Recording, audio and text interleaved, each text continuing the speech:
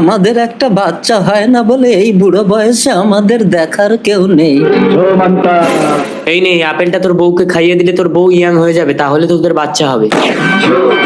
বুড়ি এই নাও আপেলটা খাও। আমি ইয়াং হয়ে গেছি। ও বুড়ো আপেলটা ধরো।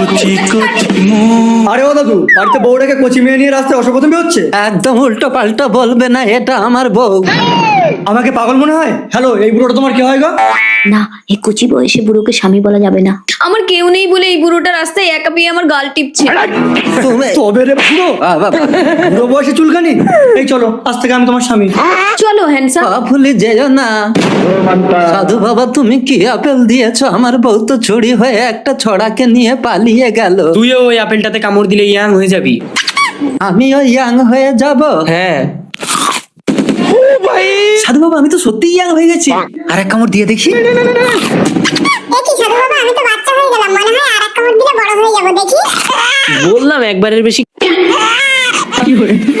চুপ কর কাঁদিস না, চল তোর বউর কাছে নিয়ে যাচ্ছি। দাঁড়াও, তোমার জন্য তোমার স্বামী বেশি ইয়াং হতে গিয়ে বাচ্চা হয়ে গেছে। এই নাও বাচ্চাকে দুগ্ধ পান করাও। দুধু পিয়েঙ্গে, হাতে দুধু পিয়েঙ্গে।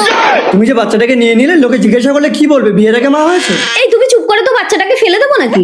বাচ্চা বাচ্চা বাচ্চা, একটা দিনেই বাচ্চার জন্য আমরা একসাথে শুতে পারি। তোমাকে আনাটাই আমার ভুল হয়েছে।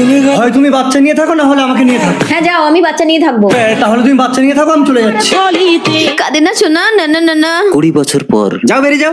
স্বামী, 20 বছর ধরে তোমাকে ছোটবেলা থেকে লালন পালন করে বড় করেছি। আজ আমি বুড়ি হয়ে গেছি বলে অন্য মেয়েকে তুমি বিয়ে করবে বলে আমাকে তাড়িয়ে দিচ্ছ। এই যাও তো, তুমি বুড়ি থেকে ইয়াং হয়ে অন্য ছেলেকে নিয়ে পালিয়ে গেছিলে, মনে আছে? হ্যাঁ ডার্লিং বলো। আর যাব না। সাধু